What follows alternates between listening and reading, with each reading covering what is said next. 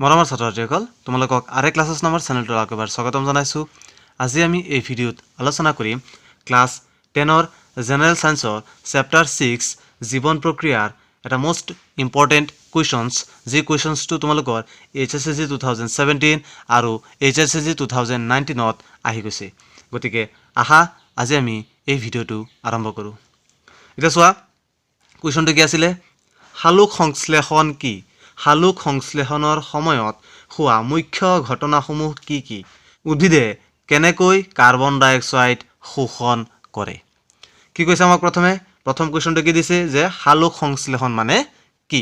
এতিয়া ইয়াৰ আনসাৰ আমি লিখিব লাগিব যে যি প্ৰক্ৰিয়াৰে সেউজীয়া উদ্ভিদে সূৰ্যৰ পোহৰৰ উপস্থিতিত পত্ৰ শৰীৰৰ সহায়ত কাৰ্বন ডাই অক্সাইড পানীৰ মাজত ৰাসায়নিক বিক্ৰিয়া ঘটাই কাৰ্বহাইড্ৰেট জাতীয় খাদ্য সংশ্লেষণ কৰে, সেই প্ৰক্ৰিয়াটোকে সালোক সংশ্লেষণ বোলে।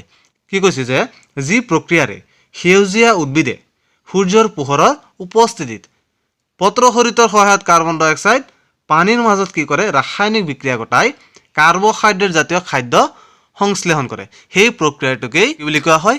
সালোক সংশ্লেষণ। তাৰপিছৰ কুৱেশ্যনটো চোৱা কি কৈছে যে সালোক সংশ্লেষণৰ সময়ত হোৱা মুখ্য ঘটনাসমূহ কি কি? ইয়াৰ আনসাৰটো কি হ'ব চোৱা যে সালোক সংশ্লেষণৰ মুখ্য ঘটনাসমূহ যে সালোক সংশ্লেষণৰ সময়ত হোৱা মুখ্য ঘটনাসমূহ হ'ল নম্বৰ 1 পোহৰ শক্তিক পত্ৰ শৰীৰৰ দ্বাৰা শোষণ। কি কৈছে যে পোহৰ শক্তিক পাতত থকা সেউজীয়া যি ৰঞ্জক পদাৰ্থ থাকে সেই পদাৰ্থৰ পত্ৰ শৰীৰৰ দ্বাৰা কি কৰা হয়? শোষণ কৰা হয়। গতিকে হ'ল নম্বৰ 1। তাৰপিছত নম্বৰ 2 পোহৰ শক্তিক ৰাসায়নিক শক্তিলৈ পৰিৱৰ্তন আৰু পানীৰ অণুক অক্সিজেন আৰু হাইড্ৰজেনলৈ পৃথকীকৰণ। কি কৈছে যে পোহৰ শক্তি কি কৰা হয়?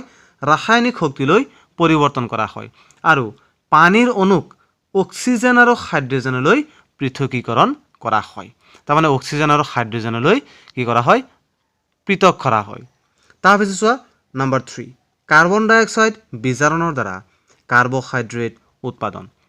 নম্বৰ 3 কি কৈছে যে কাৰ্বন ডাই অক্সাইড বিজাৰণৰ দ্বাৰা কি কৰা হয়? কাৰ্বহাইড্ৰেট উৎপাদন কৰা হয়। গতিকে এইখিনি আছিলে সালোক সংশ্লেষণৰ সময়ত হোৱা মুখ্য ঘটনাসমূহ কি কি? তাৰপিছত কুৱেশ্যনটো কি আছিলে যে উদ্ভিদে কেনেকৈ কাৰ্বন ডাই অক্সাইড শোষণ কৰে? ইয়াৰ আনসাৰটো কি হ'ব চোৱা যে উদ্ভিদৰ পাতৰ উপৰিভাগত কিছুমান সৰু সৰু ৰন্ধ্ৰ থাকে। কি কৈছে যে উদ্ভিদৰ পাতৰ উপৰিভাগত কিছুমান সৰু সৰু ৰন্ধ্ৰ থাকে। ৰন্ধ্ৰ মানে কি? বিন্দা। সেইবিলাকক কি বুলি কোৱা হয়? পত্ৰৰন্ধ্ৰ বোলে। যে উদ্ভিদৰ পাতৰ উপৰিভাগত যি ৰন্ধ্ৰ থাকে তাৰমানে যি বিন্দা থাকে সেইবিলাকক কি বুলি কোৱা হয়? পত্ৰৰন্ধ্ৰ বুলি কোৱা হয়। সালোক সংশ্লেষণ প্ৰক্ৰিয়াৰ বাবে প্ৰয়োজনীয় বিশাল পৰিমাণৰ কাৰ্বন ডাই অক্সাইড গেছৰ আদান প্ৰদান এই পত্ৰৰন্ধ্ৰৰ দ্বাৰাই হয়। কি কৈছে যে সালোক সংশ্লেষণ প্ৰক্ৰিয়াৰ বাবে প্ৰয়োজনীয় বিশাল পৰিমাণৰ কাৰ্বন ডাই অক্সাইড গেছৰ যি আদান প্ৰদান হয় সেই আদান প্ৰদান পত্ৰৰন্ধ্ৰৰ দ্বাৰাই হয়। তাৰমানে উদ্ভিদৰ পাতৰ উপৰিভাগত যি পত্ৰৰন্ধ্ৰ থাকে সেই পত্ৰৰন্ধ্ৰৰ মাজেৰে কি হয়?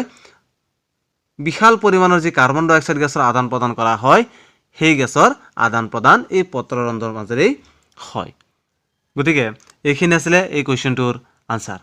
যেহেতু এই কুৱেশ্যনটো HSLC 2017 আৰু HSLC 2019ত আহি গৈছে গতিকে HSLC 2021ৰ কাৰণে এই কুৱেশ্যনটো ভেৰি ইম্পৰ্টেণ্ট আছে। গতিকে তোমালোকে এই কুৱেশ্যনটো ধুনীয়াকৈ চাবা। গতিকে আজিলৈ ভিডিঅ'টো ইমানেই। ইয়াৰ পিছৰ ভিডিঅ'ত আমি জীৱন প্ৰক্ৰিয়াৰ আন এটা মোষ্ট ইম্পৰ্টেণ্ট কুৱেশ্যনৰ ওপৰত আলোচনা কৰিম। গতিকে যদি তোমালোকৰ এই ভিডিঅ'টো চাই পেলাই ভাল লাগিছে লাইক কৰিবা, তোমালোকৰ বন্ধুবৰ্গৰ সৈতে যিমান পাৰে সিমান ভিডিঅ'টো শ্বেয়াৰ কৰিবা আৰু মোৰ চেনেলটো ছাবস্ক্ৰাইব কৰিবলৈ নাপাহৰিবা।